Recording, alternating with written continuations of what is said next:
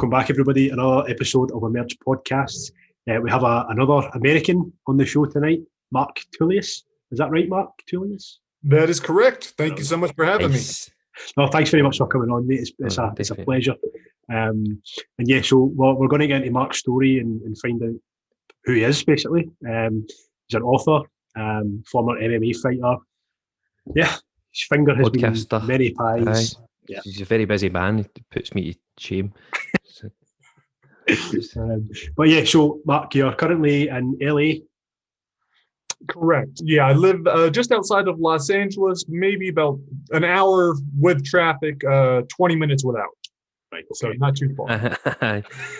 How has because LA was quite badly hit with the whole COVID thing, wasn't it? Yeah. No, we got hit pretty bad. And that was one of the hard parts. I used to drive to LA all the time to go train jiu-jitsu. But when the pandemic hit, all of that went out the window.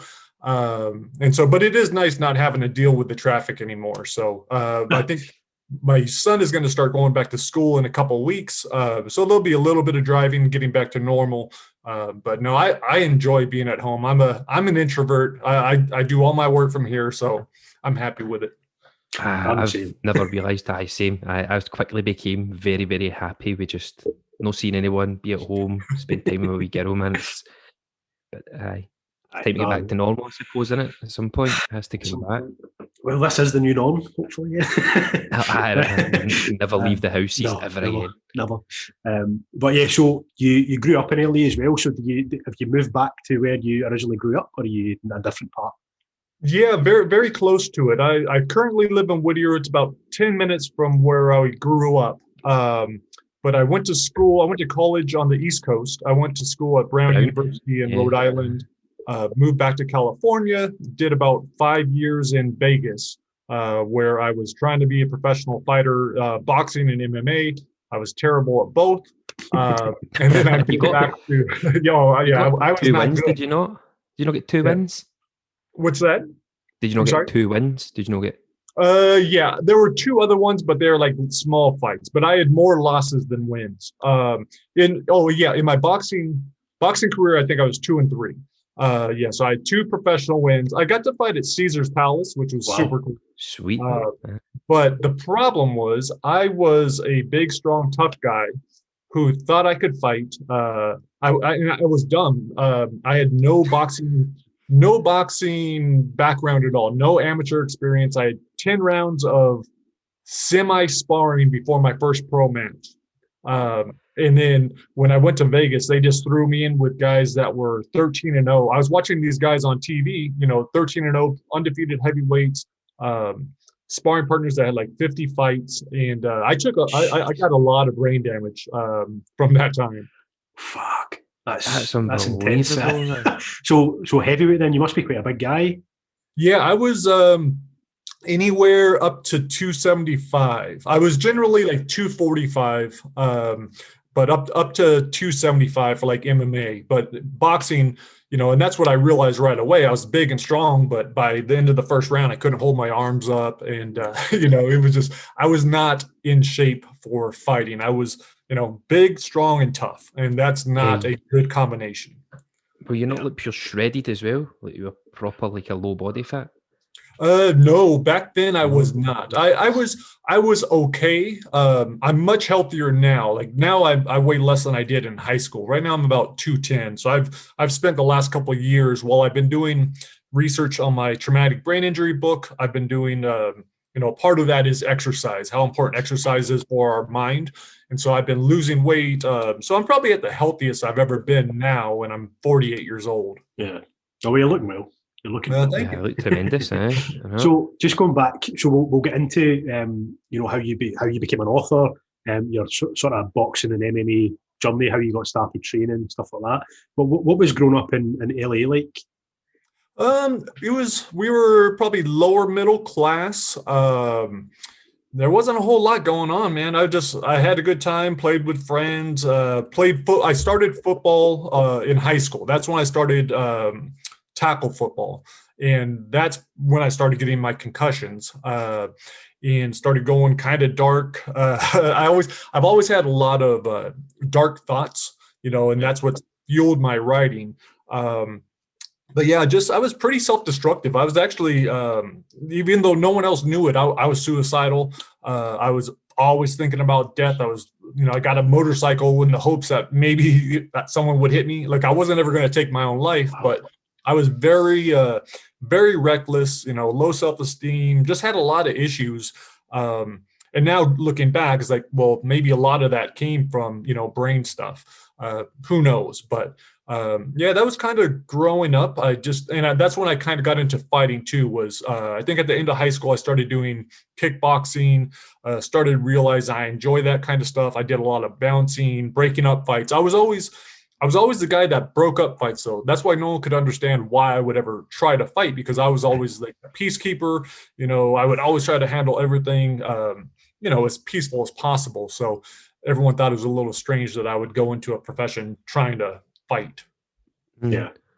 How old were you when you started having like dark thoughts? Were you really, really young, or was it?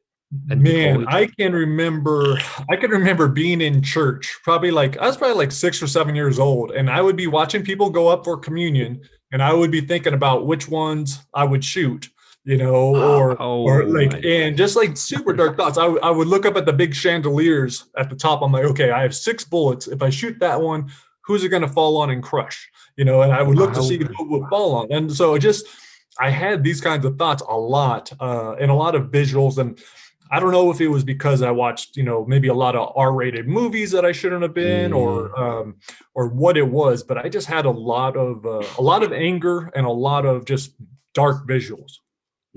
I think that. Do you think it's more like, obviously you've had the kind of traumatic brain injuries as well, but do you think part of it was maybe a phase? Because I also remember, like, not to that extent, but constantly thinking about death, but I was scared of death, like paranoid, and I couldn't stop thinking about it. But that was a kind of phase that slowly drifted away. Do you think it was maybe a mixture of both?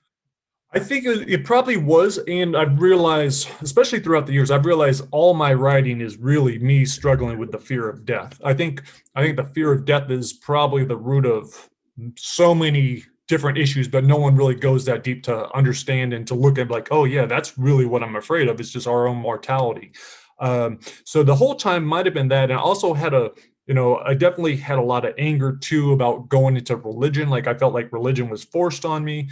I never really cared for it. So that just added to my anger. And then I fed it with, more violent stuff, and looking at, like, watching movies like Faces of Death, and, going more extreme, listening to tons and tons of heavy metal, in very dark heavy metal.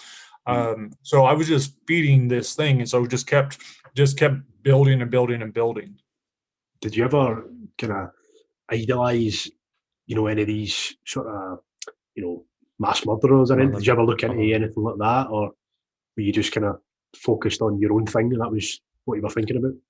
At the time, I didn't even think it was an issue, like looking back now, I'm like, oh man, how did I survive all that? But at the time, that was just my normal. And so I never really gave it much thought. I was just like, no, this is, and so much of it was like, okay, that was my idea of what a man was supposed to be. A man was supposed to be big, strong, tough, violent. Someone says something to you, you fight them.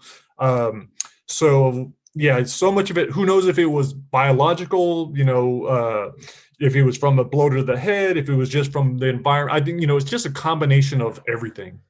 It's what you see, and it's what you see. If you see all these violent movies and stuff, it's going to leave an impact on you. Yeah, that's why I'm a giant scaredy cat of everything. I'm such a little girl, man. So you're when you were going through college, is that you obviously started playing football at a lower age, or was it when you got to kind of college age? So I played in high school. Right after high school, I had a really bad back injury, or my senior year. And so I didn't go on. The next year, I didn't play football at all. I went to a local college, didn't care for it. Then I went to a community college, couldn't get my classes one year.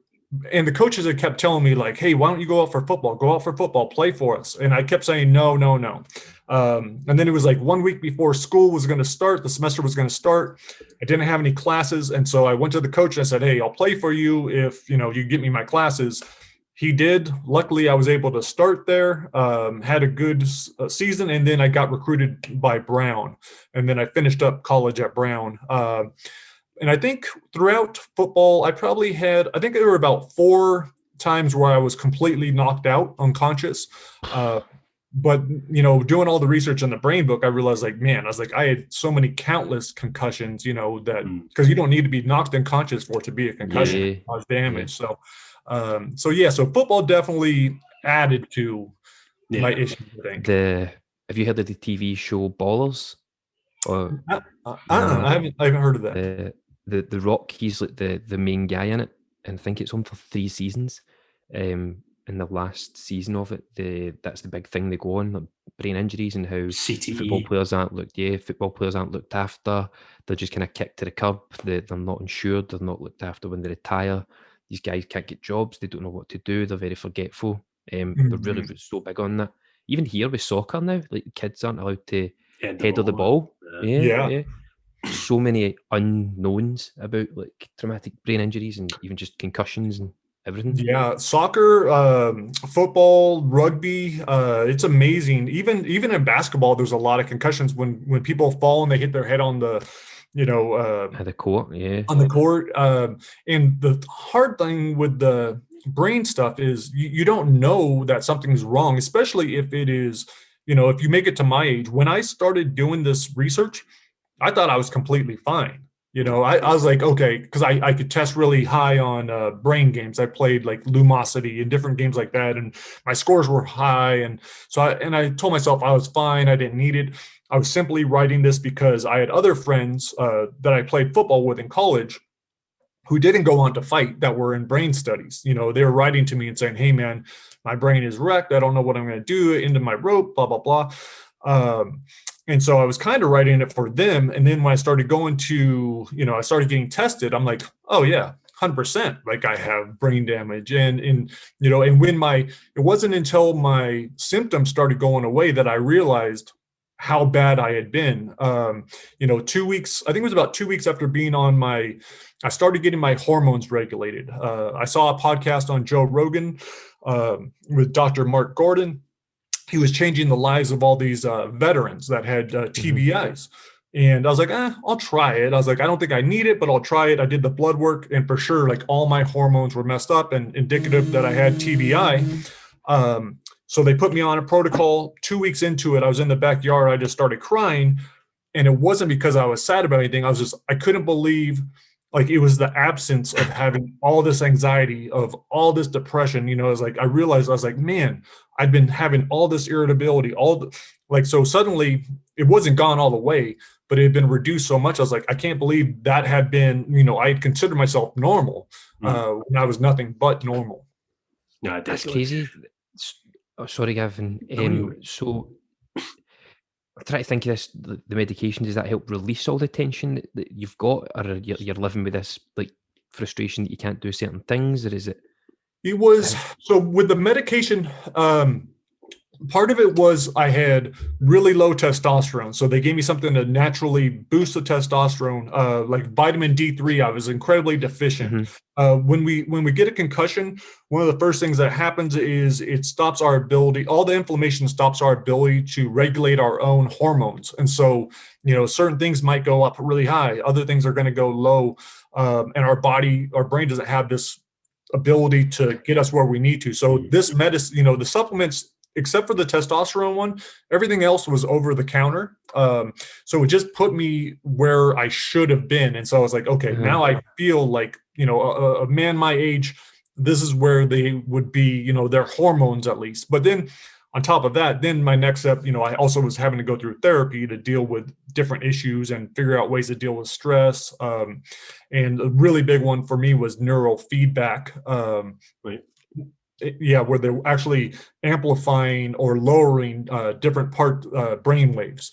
They do a test. And again, going into that, I thought I was fine. I didn't need it. I just did it. I did the brain map for research, just to see. And man, my frontal cortex was Everything should be green. If it's red, it means stuff is overfiring there. If it's blue, it means it's underfiring, underfunctioning. And all of this was like dark blue. They were able to see by my brain waves that I hadn't been getting like any, I had chronic poor sleep. Like I wasn't getting deep sleep for probably 20 years. Even though I was sleeping for, enough, I wasn't ever hitting the deep sleep, and I wasn't getting, and that's where your brain gets rid of all the waste. Yeah, that's where you recover. And so they were able to see, so like that's why my memory was terrible and everything else. And also on top of all this, to deal with all these issues, I'd also been using cannabis for the last 32 years, like pretty much nonstop. How do you find that? Does that help? I think it definitely helped me get through a lot. When I did both the neurofeedback and the hormone regulation, both times it cut my usage probably in about half. And they warned me that it would. I told them, I was like, I don't think so, because I used to wake up at like, I would take the kids to school, and as soon as the kids were gone, like that's when I would start getting high. And I told myself I would do it for writing or whatever, but it was really, man, I just had so much anxiety, so much aggression, so much irritability, all these different things. But when I smoked, I found, calmness. I was able to be calm. I was able to focus. So it definitely gave me what I needed. But now, like, I barely need it. And I've taken breaks. Like I did like a 40-day break one time. Now I'll take off a day every once in a while, but I just, I'll do it at night, and it'll help me reflect more. Generally what happens after I smoke, I'll go and I'll apologize to my wife or my kids for something I said that day that wasn't cool. Just brings you down from a mellows day. Yeah. What age did you start doing that at? How old were you when you first tried that? I'm sorry, what was that? How old were you when you first had cannabis? I was 15. And then I loved it. So, and I didn't take many breaks. But I'm sure, it's what my brain needed, to calm down. Yeah, definitely. Especially if you're doing such a American football, man, it's such an intense sport. Definitely been brought down for such a high. The testosterone then would have been off the charts. I know. Do you ever find yourself, I'm assuming you will, but do you ever find yourself quite lucky? Because when you look at players, especially in American football, like Aaron Hernandez, I know it was a much longer time period, maybe at a higher level, but still the same injuries that you're getting. Do you know what I mean? Do you ever find yourself lucky? Oh yeah, I'm so grateful for everything. Part of the research I did for this was actually spending time with a friend who played college football with me, and he had CTE so bad that like it was the equivalent of like a 75-year-old brain. When he got cancer, he wasn't able to get he couldn't do treatment because the CTE and the cancer treatment it ruined his brain. It's too much, And so just because I know so many guys like that played less than I did, some guys that just played in high school, I find myself incredibly lucky, incredibly fortunate, not only to have made it this far, but then to have turned around, where I am now compared to where I was 3 years ago is incredible, and I hope, my hope is that will continue and that I'll never, end up having the dementia. But if I do, because I've spent maybe $20,000 in the last 2 years just on my brain, with the neurofeedback, supplements, everything else, all this testing. It's a good investment. Yeah. I was like, even if I let's say it only helped me for 2 years or 1 year, I was like, the difference in the quality of my life and what I've been able to give my family and how much more productive I've been, like that alone has been worth it. So, man, I'm just so grateful. I hate writing nonfiction. I'm so glad the book's almost done. But 100%, it's the best thing I could have ever done. Yeah. Let's just say I'm a person that doesn't know what CT is and or how it happens. Mm-hmm. Do you know how it comes about? It's pretty much, it's caused by traumatic brain injuries. It's chronic traumatic encephalopathy, I believe is the correct term. The full term. Wordsmith, yeah. Good, man. But it's going to be from the repetitive blows to the brain. I know you're going to have more damage if you have another blow to your brain before you fully recover from your first concussion. That happened to me often because I never worried about concussions. Like there was one time where I crashed my car 70 miles per hour, not on purpose, but a single car accident, totaled my car. And 2 days later I was sparring and then got another really bad concussion. And so like, it was just, that's when you can see a lot of damage. When young kids, I think it's called SIS, second impact syndrome. It happens a lot. Well, not a lot, but it happens in football, where someone gets a second hit after not recovering from the first one. And oftentimes, like when that happens, that could even result in death. So the important thing, I think, with anyone playing any kind of contact sport, anyone that has a head injury, is to make sure that you recover from it before doing more. But asking that of a player is incredibly hard because no player wants to sit out and lose their position, to someone else, or even admit that they have a problem. You can't see a concussion. So it's really hard to go to your coach and be like, we're taught to be tough and to get in and bear it, and exactly, brush it off and get back in. How many times do you think it's more common than people think that people would sustain a second blow in the same match as well? I think it probably is much more common. It's hard to tell why certain people have damage and others don't. So some people are and I guess it probably has to do a lot with the person's resilience and their ability, like, because if their brain's already pretty wrecked, then they're probably going to respond a lot worse to it. But if they, if their hormones are in check and if everything's already, like, if it's a good environment already and then they take a blow, I'm guessing they would recover a lot quicker. And that's why I feel kind of bad when I talk about the subject, because I'm not a scientist. I'm a stoner and I forget a lot. But what was the movie with the vegans that was on Netflix? And he was an ex-MMA fighter and he'd studied that much. That it studied more than what a PhD would study about, like going Game Changers. Veg only. Game Changers, that's it. Did you ever see the Game Changers? I haven't seen that. Very good. It's just all about being a plant-based diet, and this guy had studied it to the degree where he knew more about this than scientists and the benefits in the body, and he's had a bit of money, so he had a movie, and he'd done the studies himself and seen the benefits of why everybody should have a plant-based diet. So you've probably done just as much studying if you're writing a book about this stuff. So certainly wouldn't feel as if you don't know anything. You probably know more than most. I appreciate it, and that's a good perspective. I always put myself down. I'm always my worst critic. I appreciate that. It can be a good thing, but certainly not if you're able to say that big word, that E, man. It's CT's. He's okay, but that E, man, you've said that so many times. We had a podcast. It was right back at the start, maybe 7th or 7th episode or something like that. And we had an amateur American football player from Glasgow, and we spent about 15 minutes trying to pronounce the E and CTE. We still can't do it. But there's a good. It's on Joe Rogan. Obviously, if you listen to Joe Rogan, the guy who done the Game Changers documentary, he's been on Joe Rogan speaking about it as well. And he had someone who tried to debunk the episode or the movie, and Joe Rogan had both of them on, and they had a really, really good debate about it. Let's just say the guy from Game Changers came off the best, I would say. It's the nicest way to put it. Right, so what did you study at university? What did you study? I didn't want to, man, I had no desire to really learn. Again, that was such a bad point in my life. I was messing around with even more drugs in college, but I studied sociology mainly because I heard it was an easy an easy degree.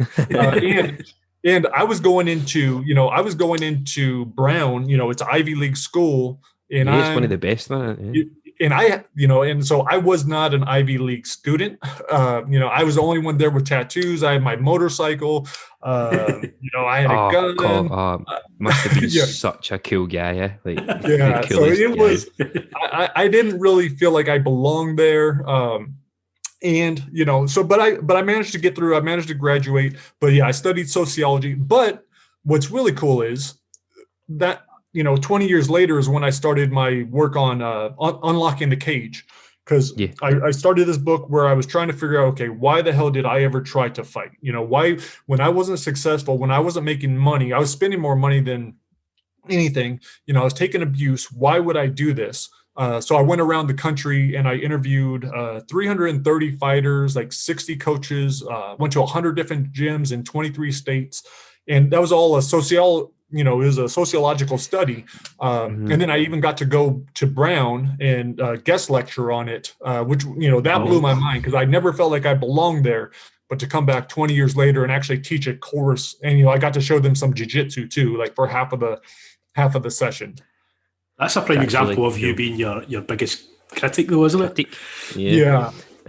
Absolutely. It says on your LinkedIn that you studied sociology, but Gavin's done it a few times. He goes, you've done it. And he's like, nah. So I've done it with your fighting. It's like, I don't want to say sociology. And in case he goes, nah, I didn't do that.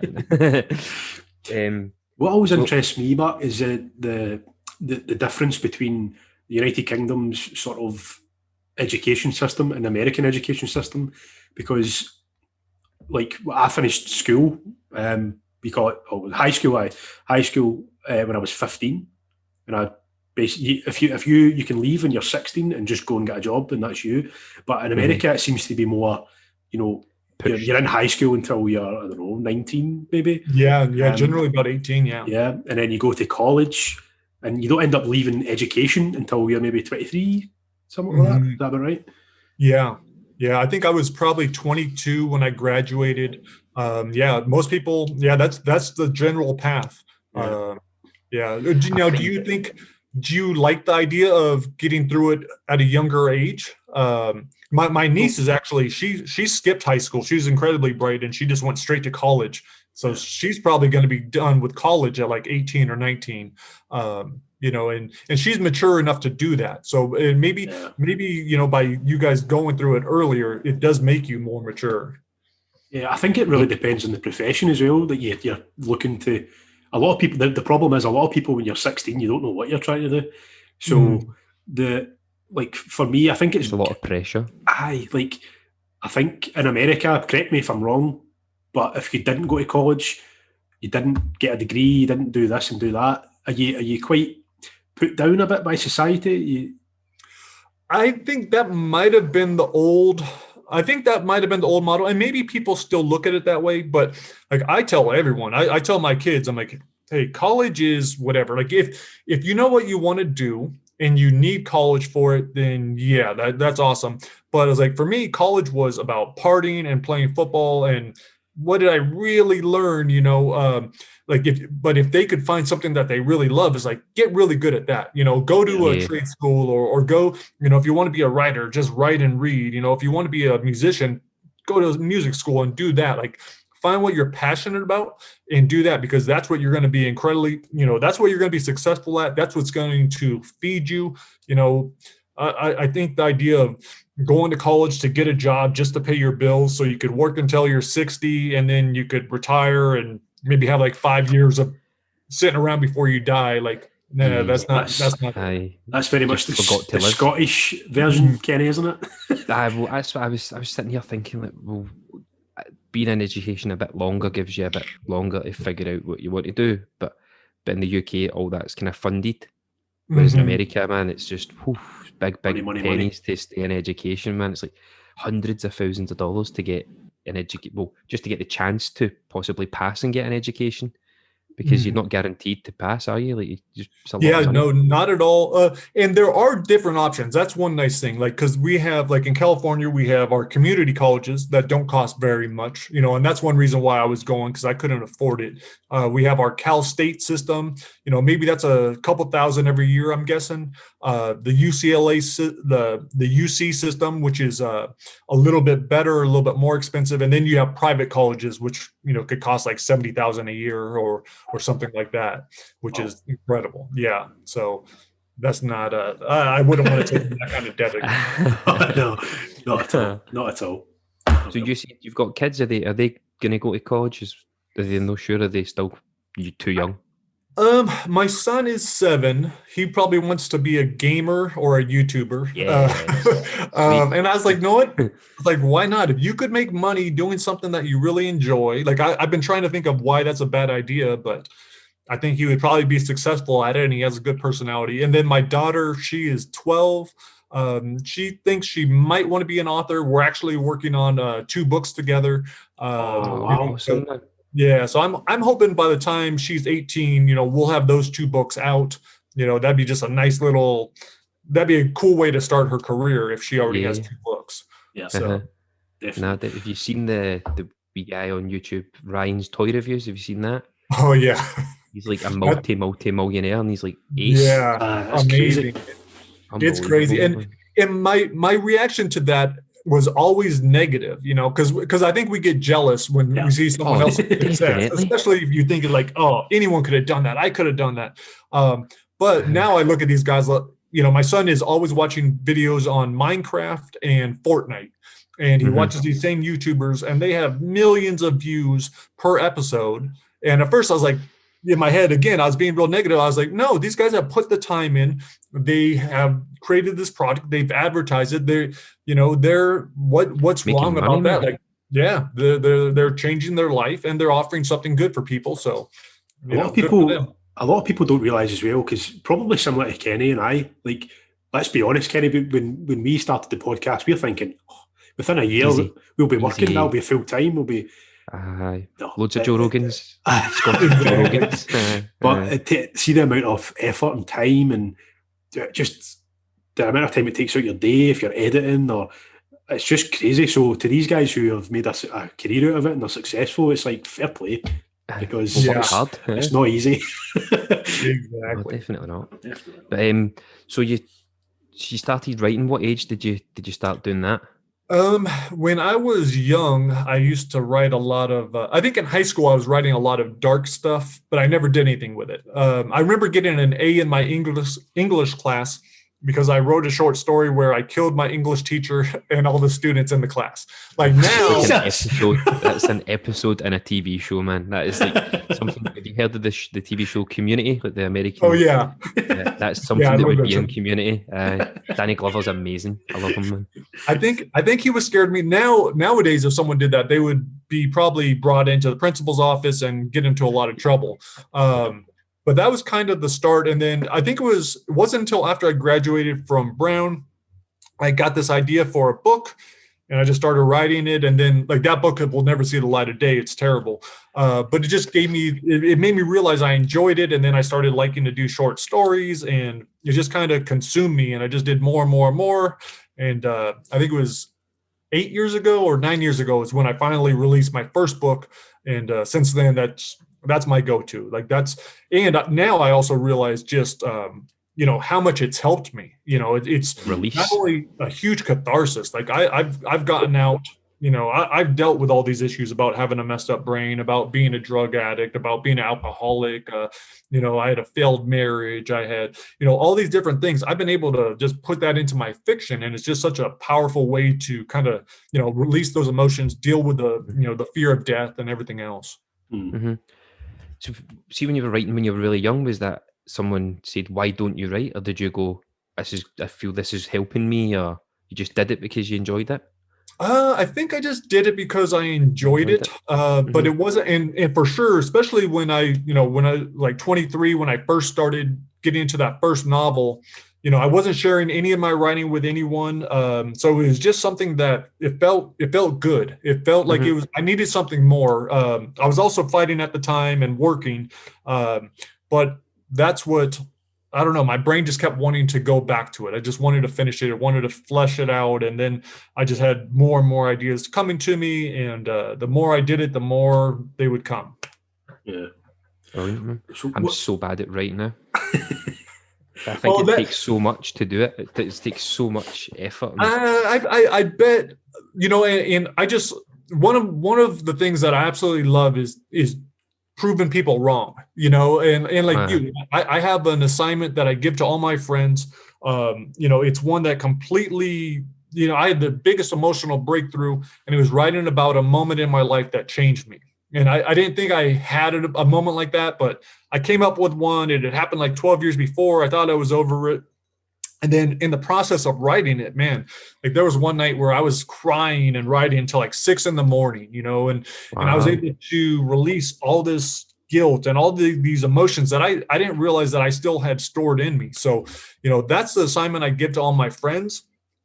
And the big thing is, maybe right now you cannot write like your favorite author or whatever else. Or maybe it's a little difficult. But if you can just embrace the way that you think, the way that you talk, the best advice my instructor, my mentor ever gave me was, embrace the way that you talk. When you're telling a story, whether it's written or verbal, he's like, pretend you're telling it to a friend you haven't seen like in 20 years, but after you both had a couple of drinks. Like, that's how you would normally talk. That's how you should write. And so if you're writing at first person and you're just writing how you would tell this story, then there really shouldn't be the concern with, like, I don't worry about grammar. I don't worry about spelling. I don't worry about that stuff. If you let all that go out the window, if you recorded yourself, if you, dictated or whatever, it would be a good story. And then you have someone help you put it in shape. And then you have someone teach you like, oh, here's something cool you could do here.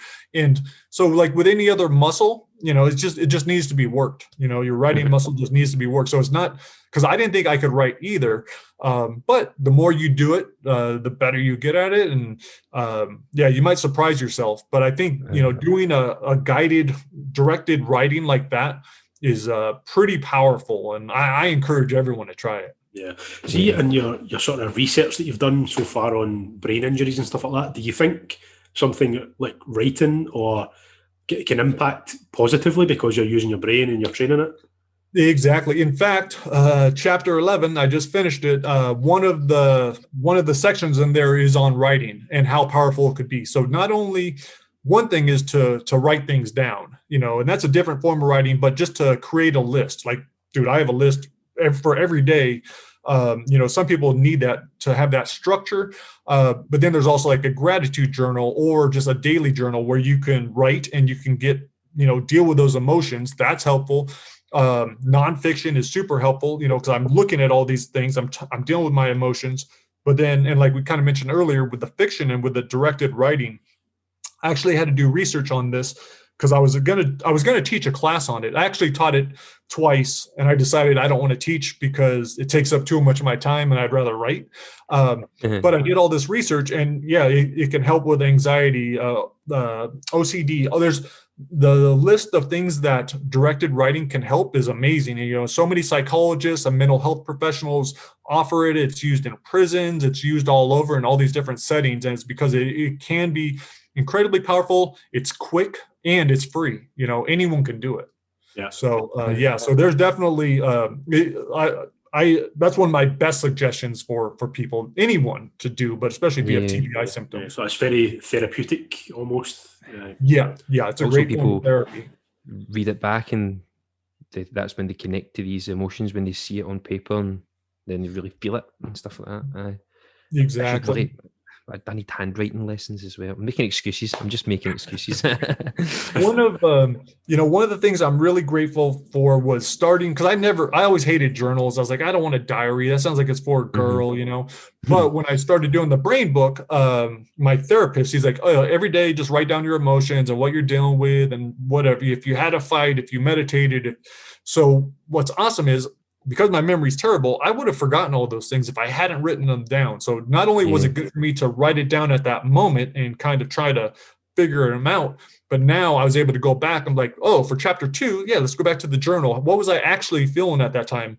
And then I could look, I'm like, oh, damn, I was really messed up back then, because if I were just to look back now from 3 years ago without having this journal, and I would probably just tell you like, I was kind of fine the whole time.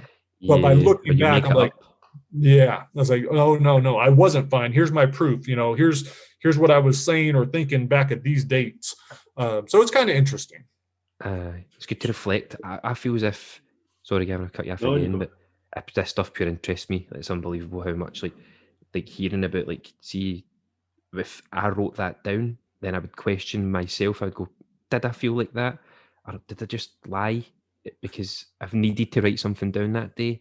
And I'm like, nah, things like that. Just when you say, oh no, here's the proof I did feel that, I'm thinking, you're overthinking it. You start mind fucking yourself a wee bit. I've definitely had that, but you know what? I just go with it because I know, like, when I write something down, especially because I knew no one was going to look at this. If I had been concerned that someone else would see it, like my wife, there's probably a lot of it I wouldn't have been as honest with, but I knew it was just for me and there was no reason to lie. And I've always been very self-reflective, well, especially like in the last 5 years. So I think if you make that commitment to yourself, like, no, I'm going to write down what I'm really feeling. And there might be some days where maybe I just put like, oh man, I was angry today, just left it like that. Yeah. I didn't go really deep. But just an overview of what your day's like. But I think that's incredibly powerful, and probably it takes maybe 5 minutes out of your day. Definitely. What came first for you then? Did you start writing when you were in high school and college and then get into fighting, or did you start fighting and then kind of thinking about a career-wise, you've realised that you are, very good at putting pen to paper? I think I was fighting first. Because the high school stuff, I would say I didn't think I had any ability to really write. So it wasn't until I was fighting that I also picked up writing. I really wanted to be successful at fighting. Like, that was my identity. It was so cool to be a strong, tough guy and be able to tell, I was no longer marked this quiet guy, that introvert. I was marked a fighter, and I could hook up with people after a fight or whatever else. And so I didn't want to give that up, but I enjoyed the writing at the same time. But it wasn't until, it probably wasn't until about 10 years ago that I thought I could actually make a career out of writing. And man, I'm still working on that. Like, it's incredible. I'm independently published, so I'm doing everything myself. But the nice thing is, like, I've put in so much work with my fiction, my nonfiction. Like, I'm finally seeing, things are starting to pay off.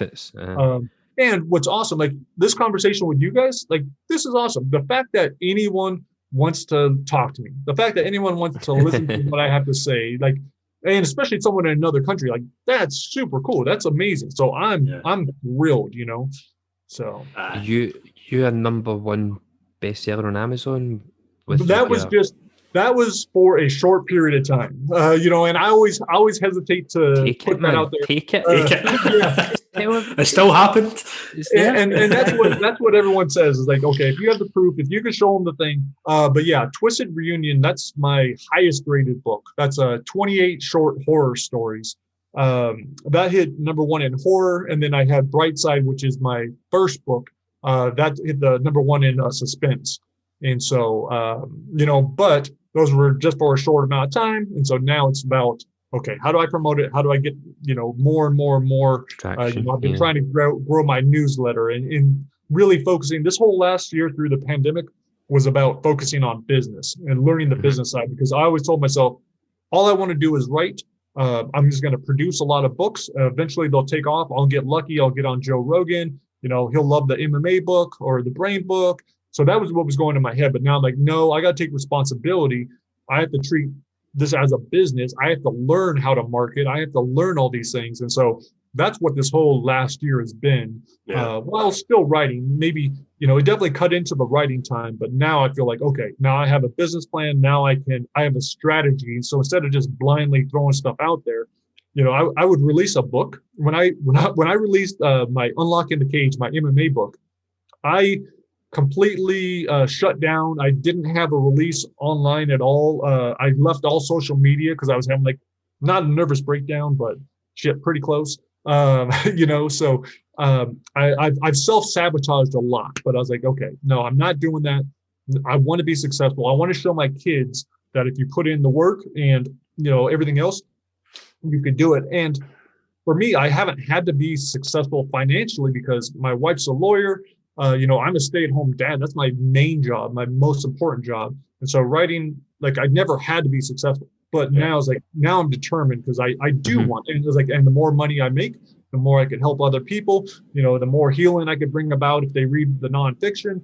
So I'm more motivated than I've ever been. That's even more to be grateful for, or to be surprised about, I suppose, is the fact that you're an independent publisher and you still managed to get yourself to number one on Amazon. So exactly, I know. That's a positive. No, thank you. Yeah, and it's not easy. Especially there are so many books that come out every single day. Oh so my God. trying to stand out is hard. That's like, what's Penguin's, like one of the big ones? What was it? Maybe kids book, but fuck Penguin, man, just do it yourself. Exactly. So why did you do it yourself? Was it just you were wanting to do it? That was it, and you wanted to be solo?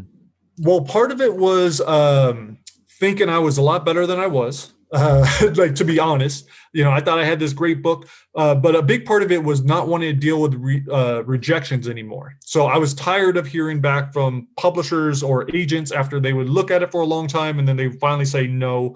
And that was just like, I was ready to release it. I just thought it was ready to go. And that eventually, I thought my MMA book was going to be the one that would break me out. I was like, oh, I'm going to interview so many people. I'll have such a network, if I do it right, and then that will bring out everything else. But, and I've kind of gone back and forth. I've been approached by agents about like my Try Not to Die series. And they said, that they can sell it. But I was tempted, but I was like, I like having control, because with that series, I write with people that I've never even written before. I'm writing with my friends. I'm writing with, just people that I meet that I think will have a cool story in them. And, I don't want any kind of restrictions. I want to be able to put out what I want to put out. And so by doing it myself, that's one of the nice pros. There's definitely a lot of drawbacks to it. But being able to do it. And then the other really cool thing too, lots of times my sister and my father are my two main editors. My dad was an editor his whole life. My sister was an English teacher. After my first two books, my editor left me. I was really worried. I thought about getting another one, but then I had them do it.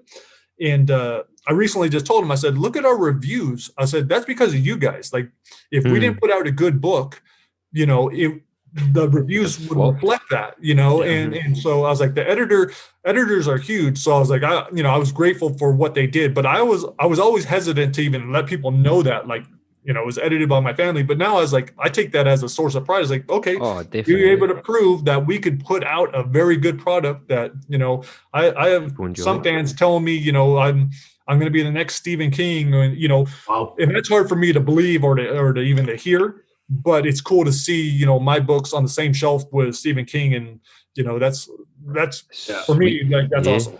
Is someone like Stephen King your kind of idol, being into the kind of horror stories and stuff like that as well? Is that? Yeah, I think he is the reason I probably started writing, and why my writing was so dark. Because up until 10 years ago, I had read every single thing he wrote, and even his book on writing. Also, Dean Koontz.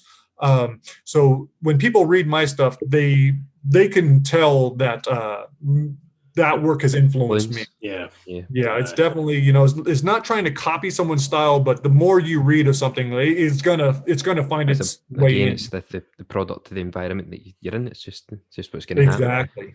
And that's not to say that someone like Stephen King, but someone like Stephen King doesn't have the same thought process. He's might have went through something similar. Do you know what I mean? So it's relatable. Aye. It all depends on what's in your mind, I suppose.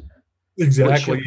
What's your like? How long are your books? Like, how many pages is like? The longest one was the MMA book, like probably 300 pages.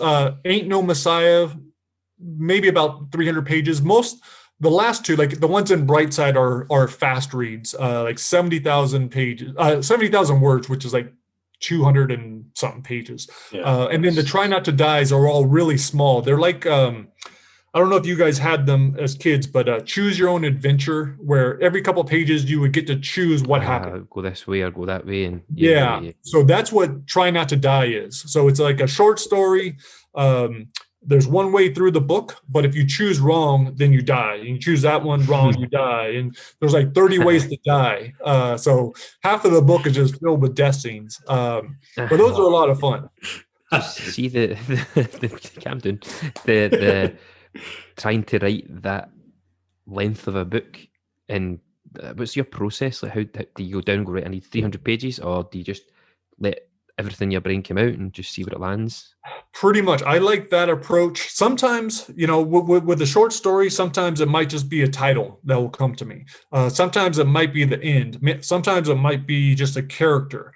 And then I'll just slowly fill it out. I'll write as much as I know.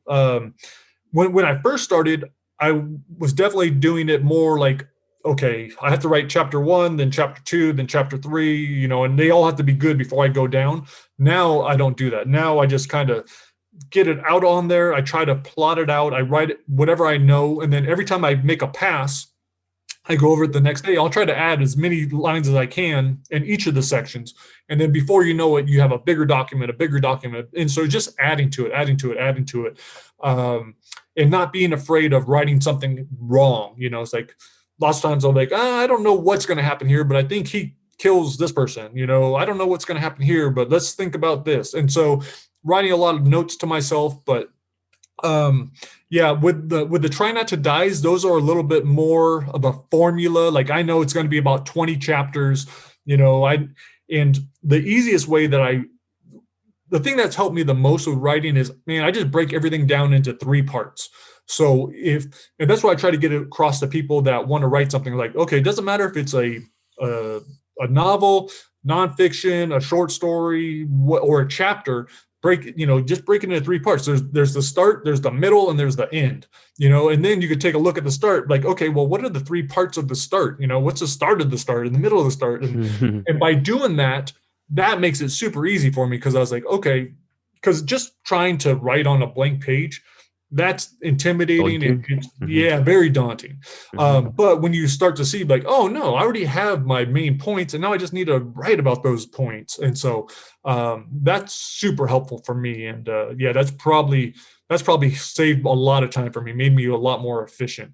It's good that you've got a process that you believe in as well. Do you know what I mean? Because it makes it a lot less time consuming, I'd imagine, as well. But how many books do you have out then right now? I think it's 12. Well, 11, and then like one or two short story collections, small ones. So I think it's 11 books. 11. And have you had a preference of one that you've written that you really got involved with specifically? One that was the number 1 seller on Amazon? I had a really hard time with Beyond Brightside. So I released that one. So that's the sequel to Brightside.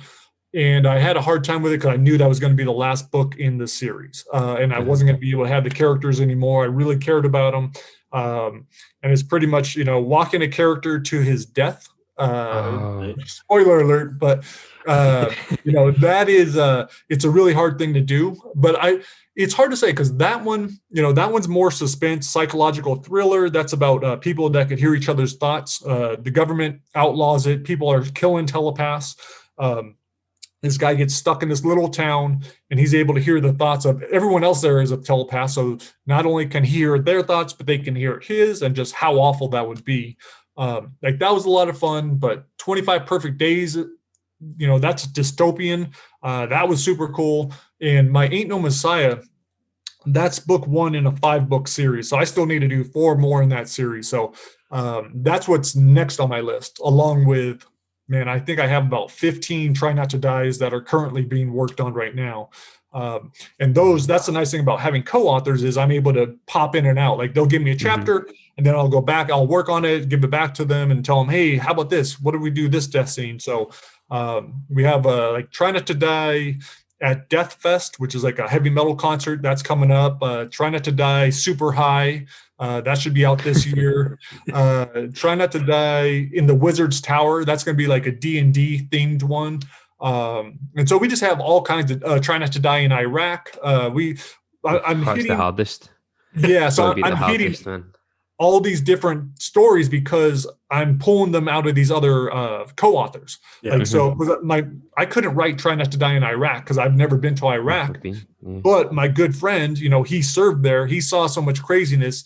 And by writing about it, like, man, just talking about it and writing that book knocked out his night terrors, you know, and that was, yeah, like, it's incredible. I never expected that. And whether it was because we just were talking while we were writing, you know, he was telling me about these things that he experienced, or because he was changing them in the book. His night terrors went away. And that was the only thing different from the previous, like, 5 years, 6 years. So that was super. See, when you went to your friend did you ask him about doing the Try Not to Die in Iraq, or did he say this would be a good one to do? I have given him different things to choose from. Generally, after I talk with someone, I have a pretty good idea of what they're into. But with him, I suggested, you know, and I wasn't sure whether or not he would want to, but I knew it was going to be good for him. I knew talking about it would be beneficial. I didn't know how good it would be, but I also just thought, you know, I wanted to be able to show both sides. You know, it's like, okay, and not looking at it just from like a gung-ho Marine, let's kill some people. You know, this is a guy that, you know, he saw both sides. He saw some terrible stuff. And just trying to give an honest look at things. I think it's what I want to do more than anything. I find that when you're with somebody who you know served there, and then you speak to them and you're thinking, oh, this could go either way, really. It could set them off again. But there you go, man. It just goes to show that if you can put this down on paper and really get it out there, and better off. See, and one of you guys could come up with the Try Not to Die in Scotland, or something specific over there, you know, that I would have no idea about. That I couldn't write about the culture there. I couldn't write about whatever. I couldn't write about whatever event it was, but I could help form this story with my co-author, you know. Well, let me tell you, there's about 10,000 ways you could die in Glasgow. So you've got plenty to write about. Alcoholism is probably the biggest one. When you doing a COVID one? Yeah, we doing a COVID, man. Yeah, we did Try Not to Die in the pandemic. So that was this past year. We weren't sure. We started that book at the start of the pandemic. We weren't sure whether or not we should do it, but my co-author actually had COVID. He lost a couple of friends to it. He had a couple of friends die from COVID.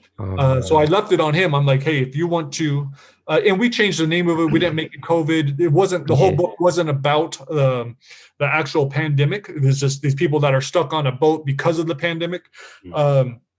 But I was like, that's a good way to deal with our fears, our frustrations, all these different emotions we have about the pandemic.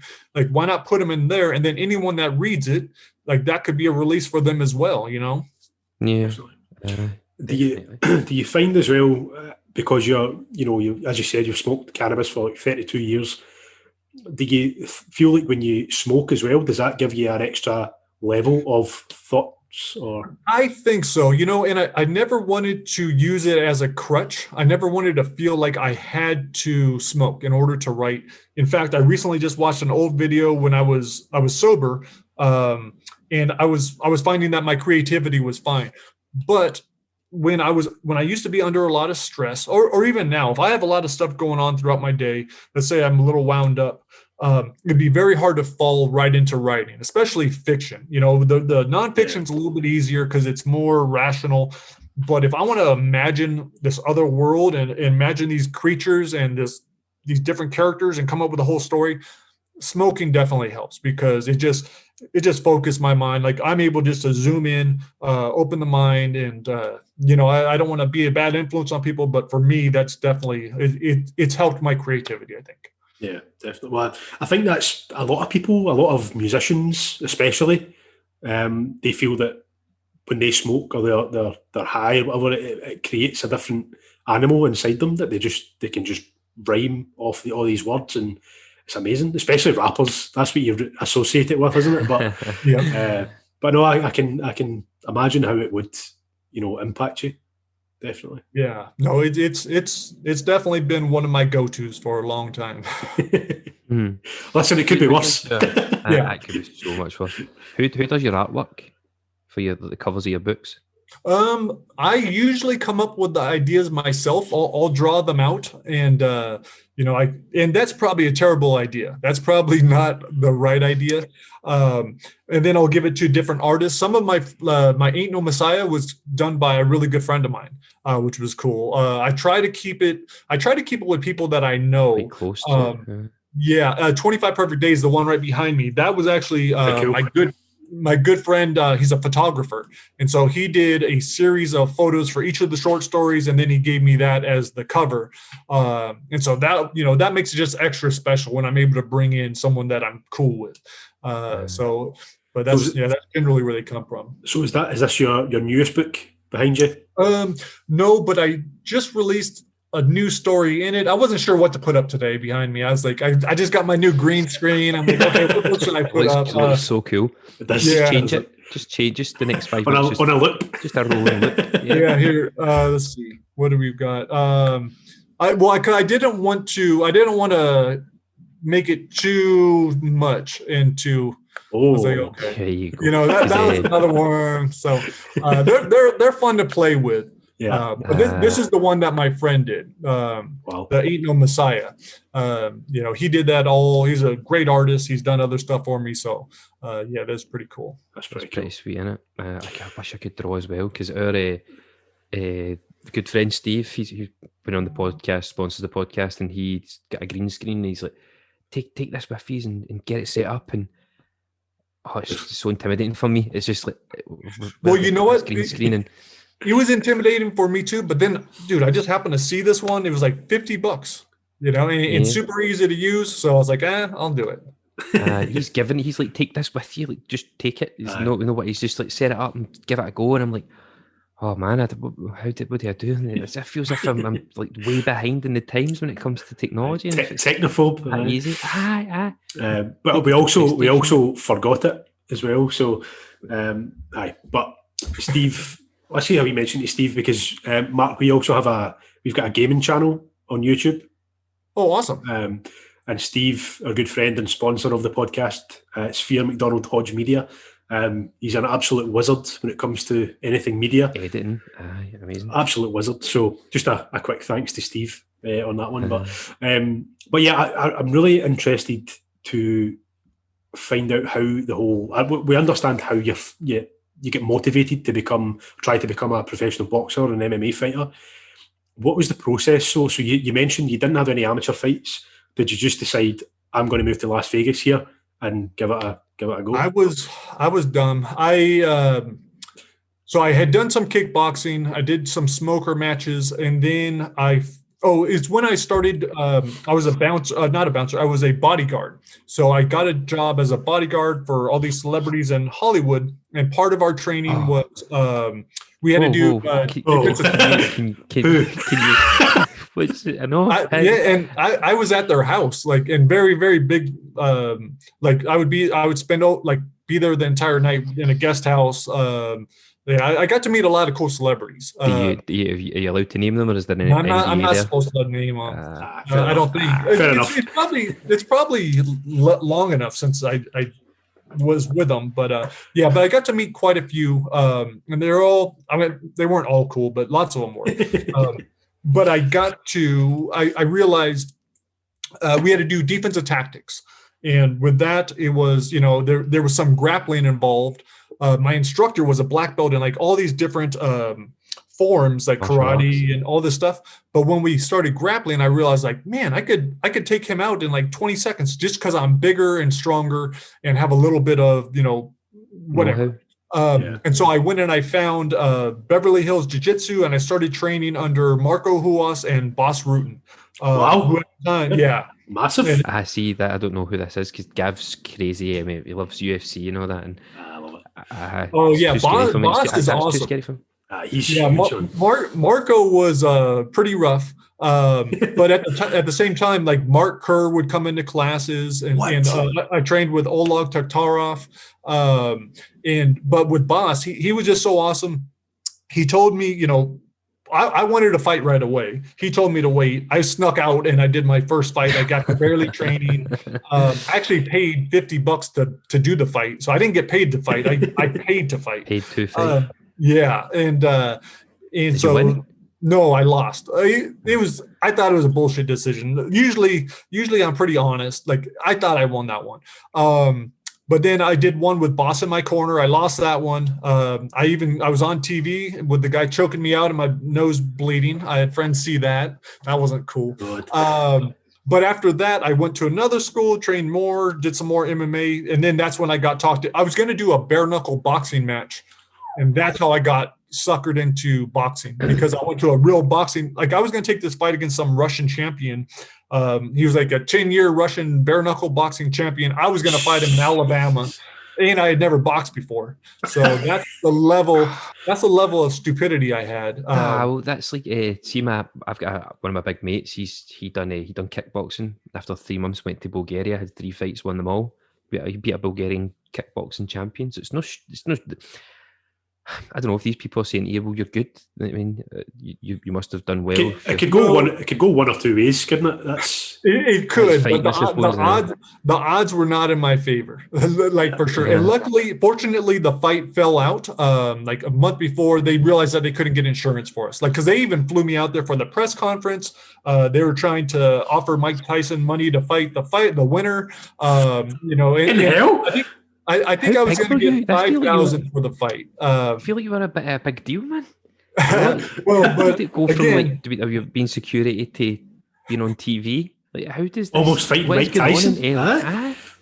Wow. Well, that if it had actually happened, that would have been awesome. Although I probably wouldn't be here talking about it. He would have killed me. I was also 1 week away from fighting in the UFC against Ian Freeman, who I think is from the UK. Ian the Machine Freeman, but I separated my collarbone like a week beforehand. At the time, I was training with Ken Shamrock a little bit. Wow. And they wanted me to fight with just my one arm, but I told him I couldn't. I was like, I was probably already gonna get beat, and so I backed out of that. I missed my chance to be in the UFC. So Ian Freeman was from Sunderland. He's English. Wow, man, that's when we spoke about your sort of boxing MMA career earlier on. I felt as if you brushed it, but that's quite. You've done it again, man. You've been like, there's not fucking hell. You nearly fought Mike Tyson. Like, you were on TV. Yeah, but I had a boxing match on TV too, but I lost that one. So it's not fun being on TV when you lose. And what's funny is that fight, I was actually a prison guard at the time. So when I was in Vegas, I would work nights at the prison. I'd get off at 6 a.m, come home, sleep a little bit, go and box, and then do it again. But that's when I had my fight. It was at the Hard Rock, I think, and it was televised. And all the guys at the prison saw it. So all the inmates at the prison saw me lose this fight, and they were talking. Like lots of them respected me for it, but then I also hurt a lot, Well, listen, there's something to be said for someone who can step in a ring or a cage. It takes a lot of balls to do it, regardless, So whether you win or you lose, anything can happen, really. And anything can happen. It's not guaranteed. So putting your body in the line. What years were you between when you were in Las Vegas? I was at Vegas from 2000 to 2004. I think, right. Yeah, my last fight I was living in Vegas, but the fight was in Florida, and I think that was 2004, and I had a really bad concussion. I lost like 15 minutes of time. Like I saw the punch coming, and the next thing I know, I was in the locker room talking to my coaches. And what was crazy was I still fought for like another minute or two after getting hit. Wow. And I never went completely out, but like those 15 minutes of time were just gone. And so that was enough to scare me out of fighting. Well, you talk about SIS, I think it's called. Yeah, that's a secondary blow. You've just been concussed and you don't know it, and you're still fighting. That is it's scary. It's crazy. Yeah, how that the body goes just into like. Oh, sorry. No, I was just saying, like, so you've been hit, you've fought for another minute, you've left the ring, you've went to the changing rooms, you've had a conversation, and that's just your body in autopilot.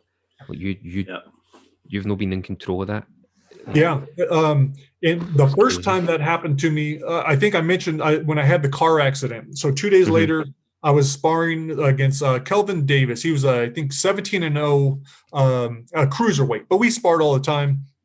I take this really hard shot in the first round, And then we stop and I go get water, and I never left my feet, it's just a hard shot. And then we're outside of the ring and I tell my manager, I'm like, hey, Wes, I'm so sorry. I'm embarrassed. He's like, what are you talking about? I said, after that hit, I was like, that's the first time I couldn't get past the first round. He's like, dude, he's like, you just did 4 of the best rounds I've ever seen. He's like, after you took that hit, he's like, you fought so well. He's like, that's the best you've done in here, Mark. And I couldn't remember what day it was. I didn't remember the car accident.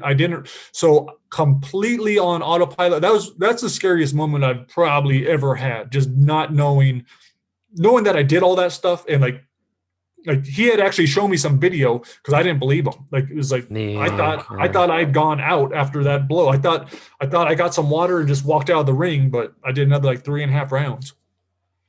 That's crazy. That's crazy. It's like being blackout drunk and then somebody going, I remember you trying to get a taxi and you ran out in the middle of the road and got naked. And No, did he? No, I got in the taxi and went home. Nah, there's this. It's a good comparison. This is it's a sober thing that you've been hitting the side of the head. Your brain's just went shut down, survival mode really, innit? It's like just survival mode. And then, I didn't even know that was possible. I didn't know it was like you could even do that, but yeah, it is. Oh, man, that would scare me. I know that would never. You're so much better doing writing, but it sounds it because just a lot of respect for the people who do it professionally. Like you think, they're getting paid millions, but not all people make it there. No, and that's what's really sad, man. One of the guys, actually a guy that I fought and that I can't, he was my sparring partner. I talked to him maybe a year ago because he saw I was doing the brain stuff, and man, that guy never made any money, and his brain, I could barely understand him talking. His speech was so bad, and when I started bringing up the TBI symptoms, he didn't think he had any, but then I started telling him what I had, with anxiety and depression and trouble thinking and everything that I was admitting to him. He's like, oh my God. He's like, dude, he's like, that's my life. And, and he doesn't have the money to do all these other things to fix his brain. And there's so many other guys that are like that. So many guys that will, they'll attempt a career at fighting and they won't be successful, and they're going to have some injuries, down the road. And a lot of people put everything they have into trying to make a career in fighting as well, and they don't have a fallback. I mean, you're lucky in the sense that you're a very good writer, so you're creative, and you're creative and you're driven, so you've got something that you've actually could accomplish afterwards. But a lot of these people are all in.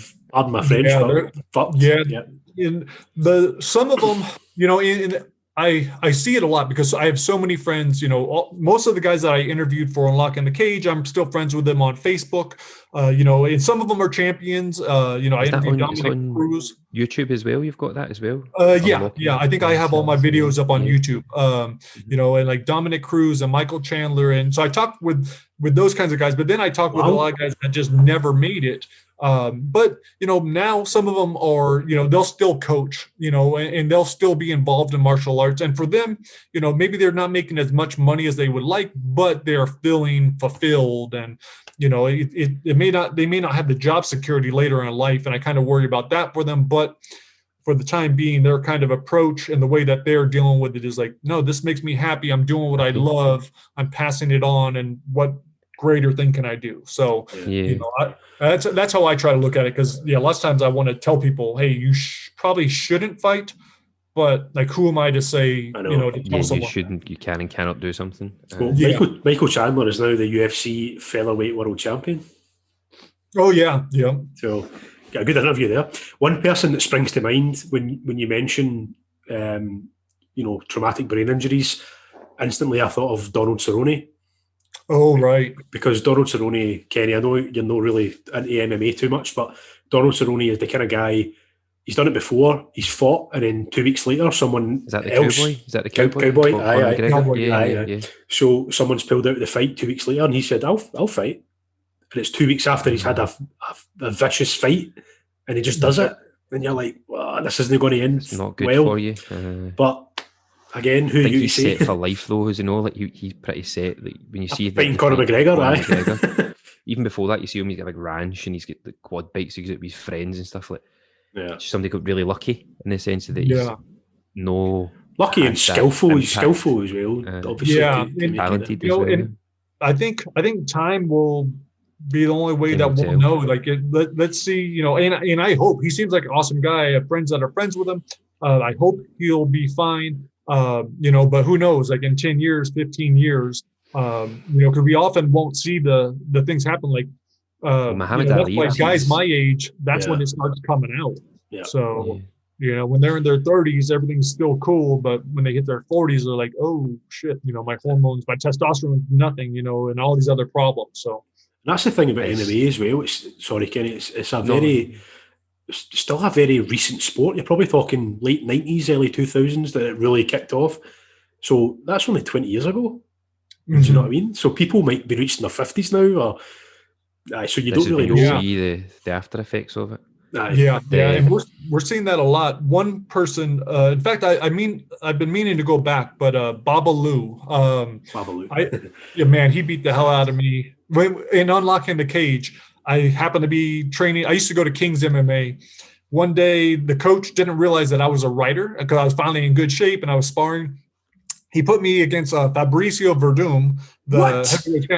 Dude, I got pictures of that. He beat the shit out of me for 5 minutes, and he was nice. So every time he would put me to my knee, I took a knee probably like 8 times. And the head coach, Cordiero, like he was like looking at me like, get up. So I did 5 minutes with him, took a round off with someone else, and then they put me in the cage with Babalu for 5 minutes, and again just beat the shit out of me.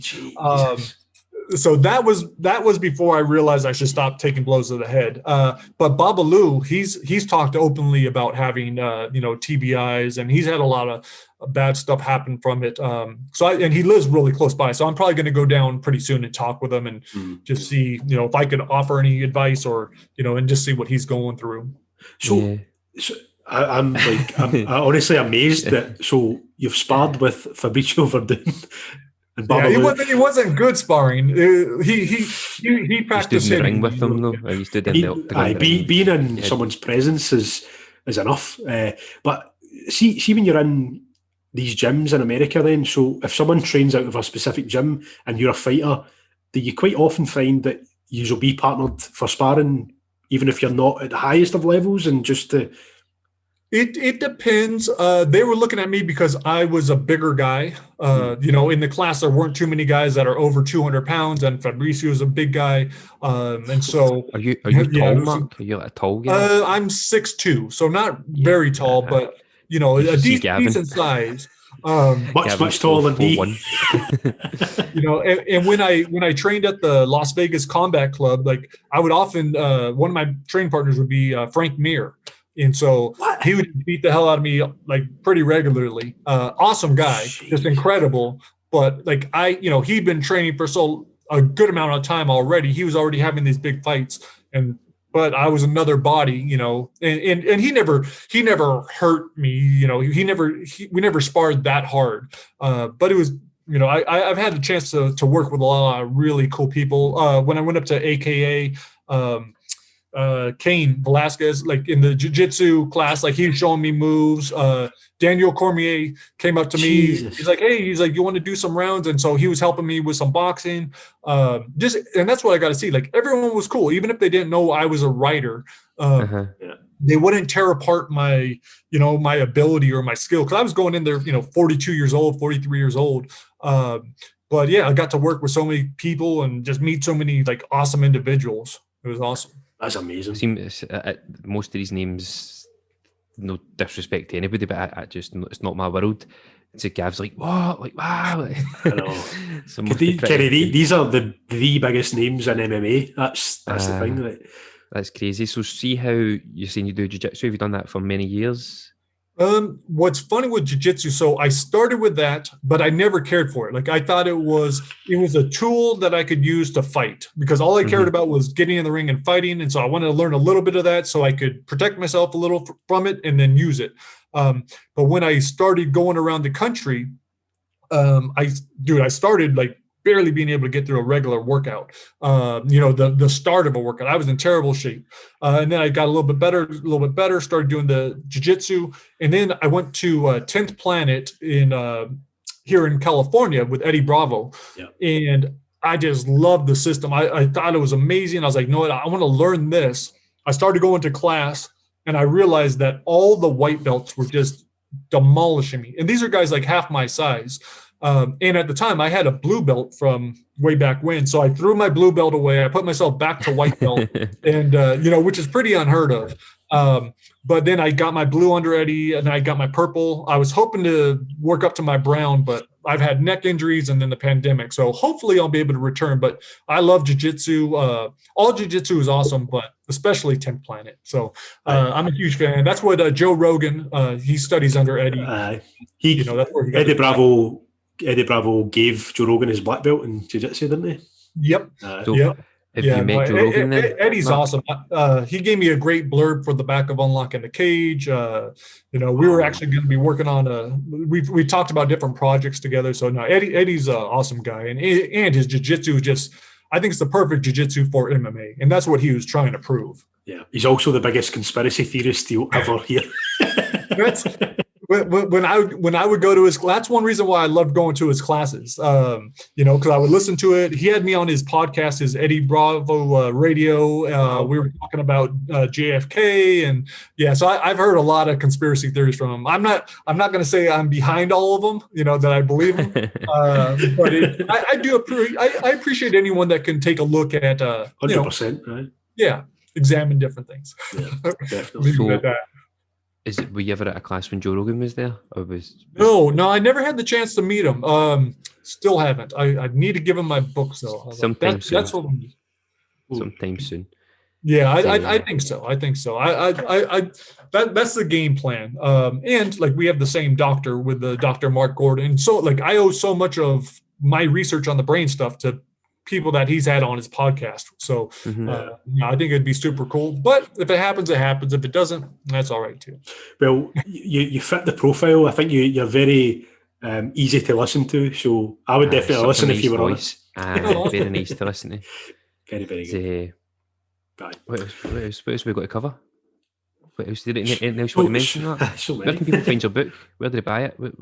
All my books are on Amazon. So if anyone or go to my website, Mark Tullius, Tullius. The nice thing is not too many people have that name. And so you'll be able to find it. But yeah, all my books are on Amazon. Some of them are on different retailers, but I think Amazon's probably the best place to go. Yeah.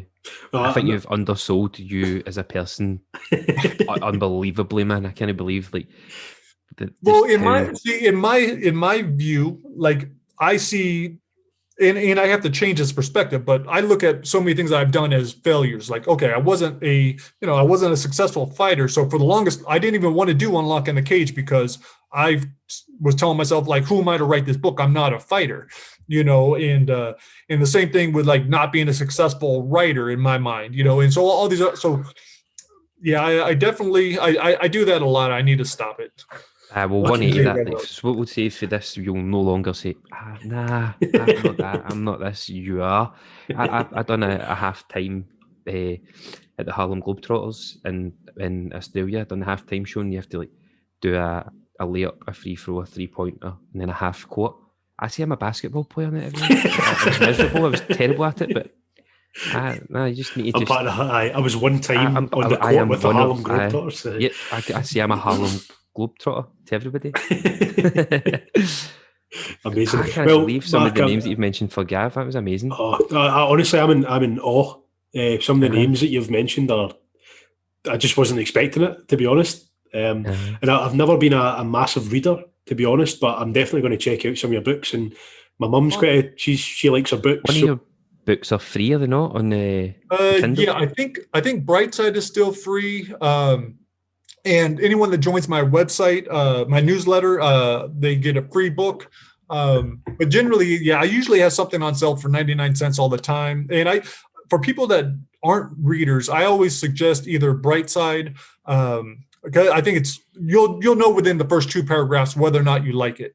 And that's the book where friends that never read at all, like they've read that book. And then Twisted Reunion, because they're short stories and they're really easy to put down. So you can read one while you're going to the bathroom or whatever. So those are probably the 2 that I suggest. Yeah, I definitely need to go and check it then. Anybody listens, go and check it. We'll get a link in the description as well, so everybody can find you. Awesome. Yeah, everything. If there's anything else you want to add, man, just feel free. I was just going to say I've tried to recently. I say recently? It was in Christmas or my birthday. My girlfriend got me. My favourite actor is Matthew McConaughey, and he's got his kind of autobiography out, Green Light, and I've got that still sitting. I keep saying I'm going to read it, but because I think it's a bit of an easy read, but I'll definitely check yours out. Have you ever considered audiobooks, or do you do audiobooks? Or? Yeah, yep. I think I have an audiobook for all of my books. Yeah, wow. They're all out in audio too. Right. Is it you that reads them? No, I tried doing that for one of them, and I'm not a narrator, and that's what I realized. Like, again, it was my ego wanting to do it and to save money, but like. Man, the guy who just did Beyond Brightside, like what he does with his voice and all the special effects and just how good it sounds, like I was just blown away. So I was like, no, I need to go with professionals. And Ain't No Messiah, that's that guy, he does an amazing job on the audiobook as well. And I think both of those are coming up they're 99 cents right now on Chirp. Twisted Reunion, I think, is 99 cents. So every week I try to have something on sale for the audiobook too, for like 99 cents. Yeah. That's amazing, man. Well, everybody be sure to check out Mark's books. Amazing story. I've thoroughly enjoyed myself. I thought it's been great. So amazing. Thanks very much for the best. Thanks very much for taking the time. Ask questions. I know, we really appreciate it. Amazing, brilliant. Thank you so much, and we wish you all the success. And we'll see you in Joe Rogan at some point. It'll be us. I know. Awesome. Well, hey, this has been so much fun, man, and I can't tell you how much this means to me too. So, thank you both for this. Well, Mark, anytime you've got any new releases out as well, feel free to come back on and talk about them. We would have you on anytime. So, 100%. Appreciate it. So, you go enjoy the rest of your day. It's about 1:30 p.m. Yep, I'm going to go play some Fortnite with my son, I think. We're going to play Call of Duty, I think. So if you're ever on Call of Duty. Yeah, he's a little too young for it. I want to start him on it, but so for now, we just got to get sweaty on that game. That's it. Sweet. Enjoy. Thanks, All right, thank you guys so much. I really appreciate this. Pleasure. No problem. Thank you. Speak soon.